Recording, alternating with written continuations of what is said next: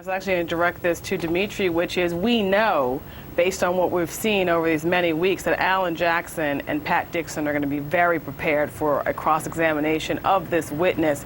What should we be looking for when they begin, remembering that the defense hasn't quite finished their questioning, but we have to believe they're getting sort of close to the end, and at some point that cross-examination is definitely going to happen?